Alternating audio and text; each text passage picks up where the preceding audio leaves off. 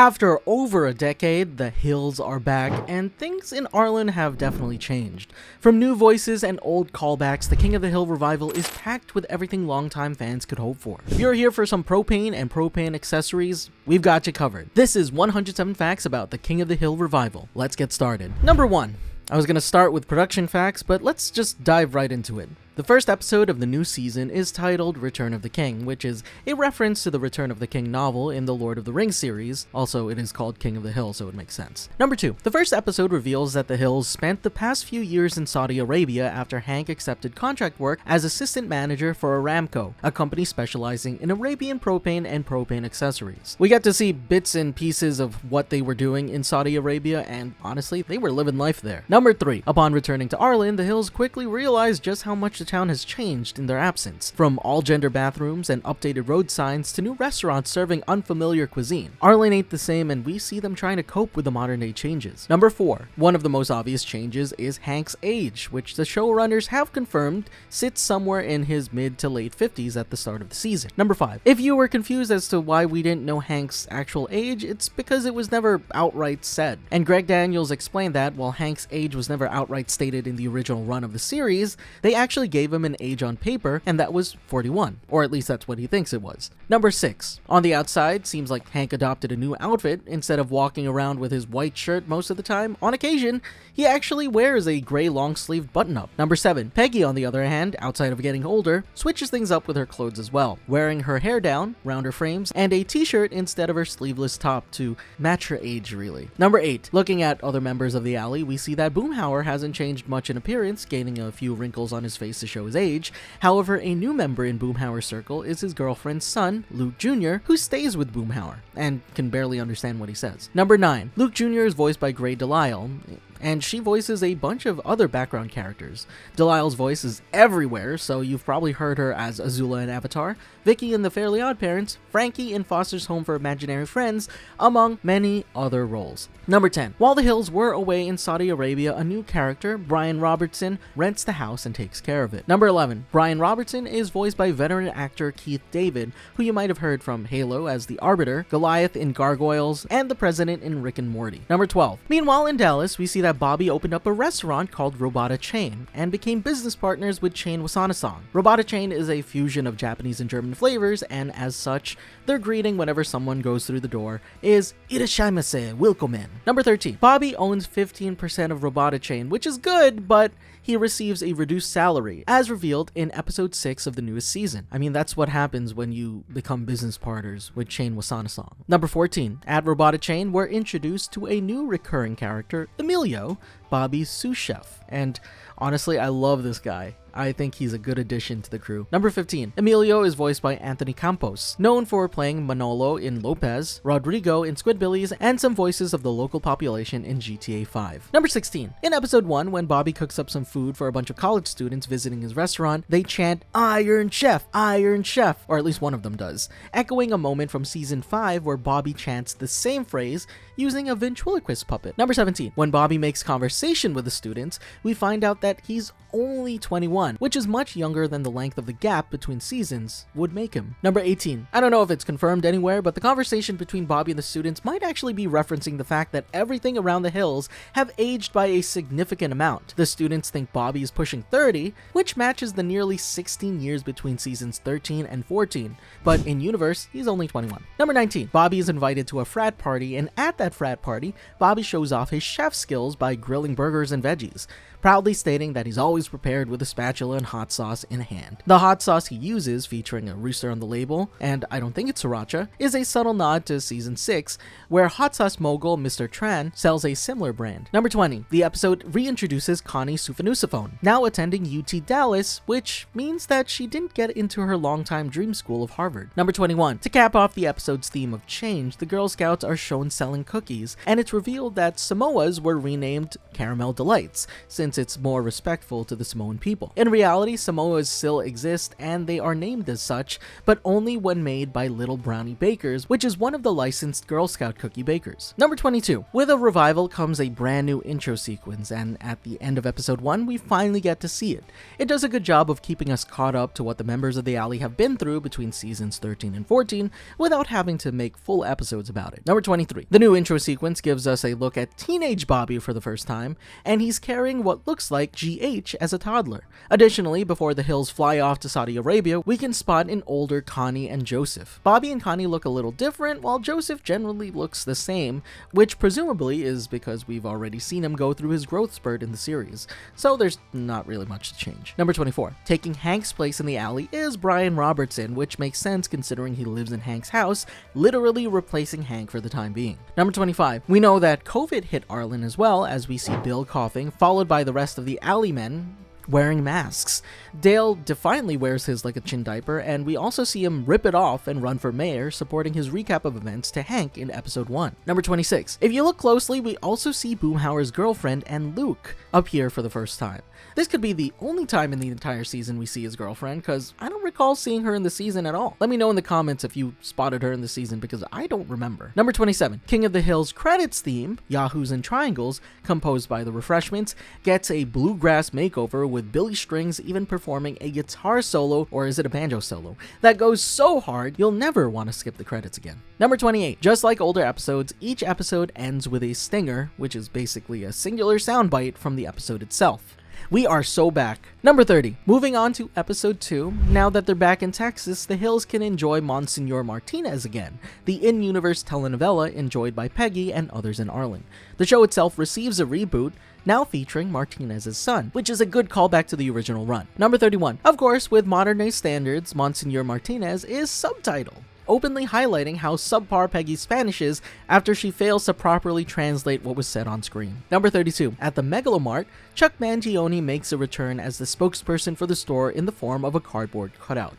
This time around, he's joined by Snoop Dogg, and together their cardboard cutouts advertise a new homebrewing kit for beer, combining two of Hank's loves, beer and propane. Number 33. Unfortunately, this cameo would be short-lived because Chuck Mangione, who appears as a recurring character as a fictionalized version of himself on King of the Hill, passed away on July 22nd, 2025, mere days before the revival aired. Number 34. If you look at the background at the American flag displayed behind the Chuck and Snoop Dogg cardboard cutouts, you can see that it's inaccurate as it shows 5 rows with 10 stars each, which is, if you look at any modern American flag nowadays, definitely not accurate. Number 35. Cotton Hill's long-running bit about killing fitty men makes a triumphant but unfortunate return when members of Dallas's German Cultural Association visit Robota Chain to see if Bobby's restaurant is guilty of cultural appropriation, which is one of the themes of Season 14's 3rd episode. One of the ambassadors reveals that he's the grandson of one of the men Cotton killed in World War II,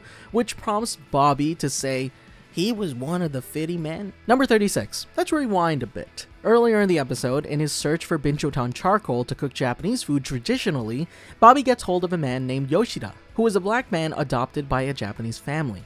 Yoshida is voiced by Phil Lamar, who famously voices Samurai Jack, another Japanese character. Number 37. There's a moment in the episode where someone throws a shoe at Hank twice, referencing a moment in history when George W. Bush had 2 shoes thrown at him while he was speaking at a press conference. Number 38. At one point in the episode, Joseph mentions that he's the only white dude in his road crew, with Bobby slyly shushing Emilio from questioning the statement. This confirms for now that Joseph still doesn't know that he's partially Native American, being the son of John Redcorn. Number 39. Episode 3 also marks the first time when Toby Huss's voice is used for Dale Gribble. More on that later. Number 40. Season 14, Episode 4 is titled Chore Money, Chore Problems, referencing the episode's theme of Hank taking on multiple tasks via an app similar to TaskRabbit called ChoreChimp. The title itself is also a play on Biggie's song, Mo Money, Mo Problems. Number 41. One of the clearest callbacks to the original series comes in Episode 4, where Bobby and Connie sing How Do I Live at karaoke, which is the same song they danced to in Seasons 3's Love Hurts and So Does Art. Number 42. Episode 5's episode's title, New Ref in Town, references the phrase New Sheriff in Town, an idiom used to signal that someone new is in charge and ready to shake things up, as well as Hank's new pastime, being a referee for a soccer league. Number 43. If you think Hank and soccer don't mix, you're not wrong. Hank has never been a fan of soccer, often showing open disdain for the sport in past seasons. But after his time in Saudi Arabia, his outlook shifts, and he now enjoys it, though he's reluctant to admit it. Number 44. At the start of episode 6, Peggy's Fade Out, Bobby can be seen trying out for a cooking show called King of the Grill. If it wasn't already obvious, King of the Grill is a play on King of the Hill. Number 45. Did you catch that? In a not-so-subtle jab against Fox, Bobby mentions King of the Grill to Chain, and he recalls it being a Texas cooking show that was stupidly cancelled by Fox 15 years prior, which matches how long ago Fox ended up canceling King of the Hill. Number 46. Episode 6 also sees Bill faking his life with his newfound barbershop friends, going as far as to say he's married to Peggy. At his barber station, he has several photos of Peggy hanging on the wall, and while most of the photos are shopped, one of the photos is a real photo of Peggy on a motorcycle, as seen in Season 7's episode Queasy Rider. Number 47. Sitting on a bookshelf are two of Peggy's Substitute Teacher of the Year awards, one from 1997 and the other from 1999. For her 1999 award, she taped over the original name, which was Mrs. Hank Hill, the name she used in Season 4, Episode 4. Now, if you look at it, it just says Peggy Hill, crudely taped over. Number 48. Sandwiched between the two trophies is a picture of Peggy holding a giant Boggle hourglass, which might be the one that she won in Season 1, Episode 9, Peggy the Boggle Champ. Number 49. At the end of Episode 6, Bill, faking Peggy's death instead of admitting that he lied to his friends, gives a touching eulogy for her where he references that Peggy once competed in a beauty pageant, a callback to the one seen all the way back in Season 3, Episode 6. Number 50. According to an article on Variety in June 2025, Episode 6 was the last episode that Johnny Hardwick recorded lines for before his death. Number 51. For Episode 7, the title, Any Given Hill Day, is a nod to the 1999 sports drama, Any Given Sunday, which is about football, matching the theme for the episode. Number 52. In the opening scene, one of Bobby's customers makes a comment on Robota Chain's fusion flavors, talking about how he wasn't a fan the last time the Germans and Japanese teamed up, referencing, obviously, World War II. Bobby even doubles down on the comment and adds that he calls it the Axis of Flavors, referencing the Axis powers, which was the name given to Germany, Japan, and Italy's alliance during the war. Number 53. Without directly addressing what happened to Luann and Lucky, King of the Hill includes a picture from before the time skip seen in the Hill household right below the Hill family picture. Number 54. Luann and Lucky don't appear in the King of the Hill revival as their original voice actors Brittany Murphy and Tom Petty both passed away prior to its production, with Murphy passing in 2009 and Petty in 2017. Number 55. For the revival, showrunner Saladin Patterson and creator Mike Judge chose to write both characters out of the series entirely, opting not to recast them.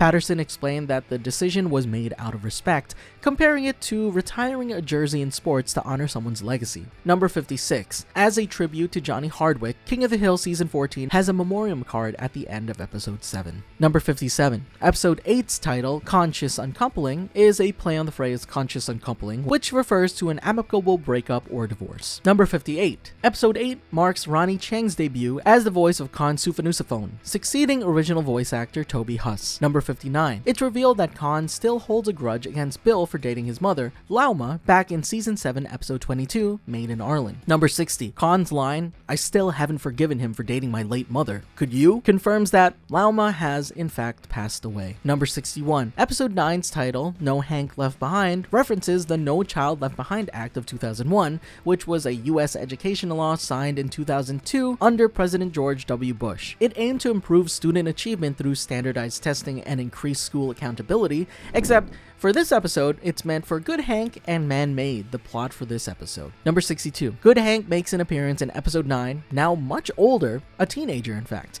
This is another example of inconsistency with the timeline, because if we go by his birthday, GH should be 26, or if we go by the time skip, almost 9 years old. But honestly, who cares?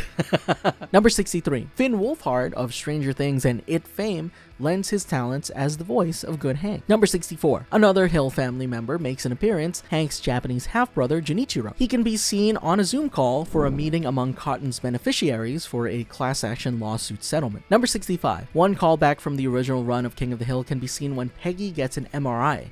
When the doctor looks over the scan, she notes that Peggy seems to have a groin injury caused by a 12-year-old boy kicking it, referencing Bobby kicking Peggy in the groin in Season 6, Episode 1. That's my purse! I don't know you! Number 66. Episode 10 has Bobby and Connie finally together again, and after a long time separated, there are a lot of memories flowing back. In the episode, Bobby and Connie are at a trampoline park, which brings back fond memories of the time they were in a bounce house, and of the time that they were sold beer by some suspicious person living with Bill. Number 67. Later in the episode, we see just how deep of a relationship and friendship Bobby and Connie had, as we see that Bobby remembers a lot about her past, including when she got her first period, which is a callback to when Connie got it while staying with the Hills. Number 68. Similar to the tribute given to Johnny Hardwick, a tribute honoring Jonathan Joss is included at the end of the season in recognition of his legacy and contributions to the show. Number 69. Now, let's go all the way back to the beginning. After the episode To Sirloin with Love, which was meant to end the series, Fox chose not to renew King of the Hill for a 14th season. Instead, they gave its time slot to The Cleveland Show, a Family Guy spinoff created by Seth MacFarlane. Number 70. After the cancellation, some believed ABC might pick up King of the Hill since they were airing Mike Judge's The Good Family, but in 2009, ABC's president confirmed that they had no plans to do so. Number 71. At Comic-Con 2011, Mike Judge said that there were no current plans to revive King of the Hill, but he didn't rule it out for the future. Number 72. 6 years later, in August of 2017, the chairman and CEO of Fox Television Group at the time, Dana Walden, confirmed to outlets that they are starting to take part in preliminary conversation with Judge and Daniels about bringing King of the Hill back. Number 73. In March of 2018, Judge shared more of his thoughts on a potential revival. He mentioned that he would like the characters in King of the Hill to be aged up, which is our first hint at what he was planning to do for this current revival. Number 74. While talks of a revival were on their way, things were shifting elsewhere. In March of 2019, in a deal of the century, Disney was set to acquire Fox's film and television businesses, which includes several shows, including King of the Hill. Number 75. Although nothing was finalized in 2020, in an interview with popculture.com, Judge shared that he and Daniels had gotten together a few times to share ideas for a potential revival. He also shared light on what had happened with Fox and how he thought that, at the time, Fox didn't want to go ahead with a reboot at the level that it probably deserved. Number 76. Towards the beginning of the COVID-19 lockdowns in the States, Mike Judge tweeted out a reimagining of the show's iconic back alley image, but this time showing off what it would look like due to social distancing. Number 77. Things started heating up in 2021 when series writer Brent Forrester let some news slip that Greg Daniels and Mike Judge were in hot negotiations to bring back the show. Number 78. Forrester also mentioned that the Trump administration was to thank or blame for the show becoming very relevant again. Number 79. Finally, on January 31st, 2023, it was officially announced that a revival for King of the Hill was being commissioned by Hulu and that they would provide exclusive syndication for the show. Number 80. With that being said, when asked if season 14 of King of the Hill would air on Fox, Fox Entertainment president Michael Thorne confirmed that the King of the Hill revival will not air on Fox, stating that while the show remains a beloved part of their animation legacy, the network is now focused on launching a new wave of original animated series. Number 81. Table reads for the show were reportedly being done in April 2023, further solidifying that this thing was officially real and not just a string of rumors. Number 82. Of course, things weren't all fine and dandy. Like many shows and films at the time, the show's production was affected by the Writers Guild of America strike, with the writing staff halting work during the strike. This resulted in a few delays, pushing the potential release of the new season to sometime in the beginning of 2025, although we know that that's not quite when it released. Number 83. Saladin K. Patterson joins as the new showrunner for the revival season, bringing in a fresh new perspective for the show.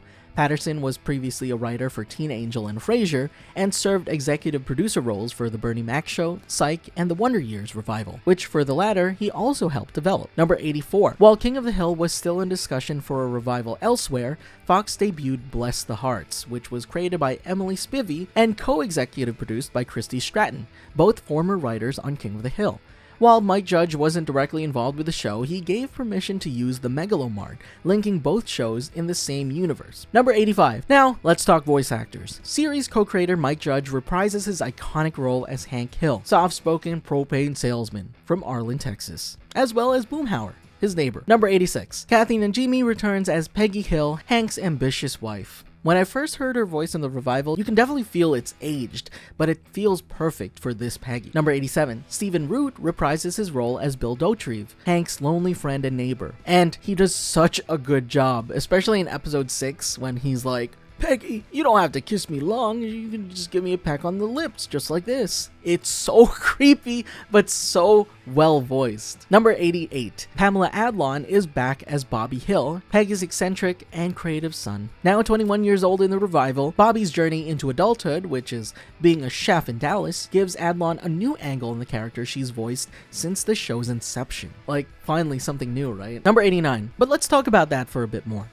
The decision to keep Adlon as Bobby was discussed between the showrunners, with Patterson and Daniels ultimately agreeing that it would make fans more comfortable and reconnected to Bobby if Adlon were to reprise the role. Number 90. The creative team behind season 14 felt that maintaining a familiar tone for Bobby would soften the impact of the other changes to Bobby's character, such as his age and his new career. Number 91. Lauren Tom returns to voice both Min Sufanusaphone, Khan's competitive and sharp-tongued wife, and their daughter, Connie, Bobby's longtime friend and former love interest. Number 92. Johnny Hardwick reprises his role as Dale Gribble, with Hardwick completing 6 episodes out of order for the new season before his death in 2023, marking his final work for this fan favorite character. Number 93. Taking over the role of Dale is Toby Huss, who had previously voiced several characters in the show, including Cotton Hill and Khan Sufanusaphone. Number 94. Speaking of Khan Sufanusaphone, the character had been absent from a lot of early casting announcements. In an interview in November of 2023, Daniels mentioned that he wasn't sure whether Khan would return to the show. Number 95. While that sounds dire for the character itself, Daniels eventually clarified what he had meant,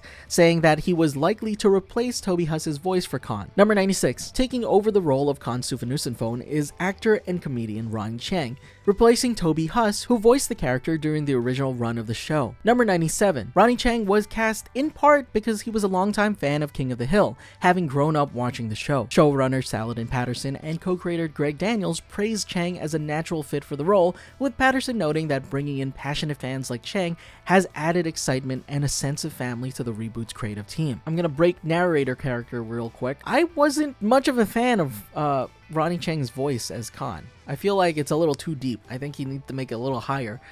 But, you know, it's his take, and I respect that. Number 98. Another one of Huss's characters, Ted Wasanasong, is recast as well, with Kenneth Choi taking over the role.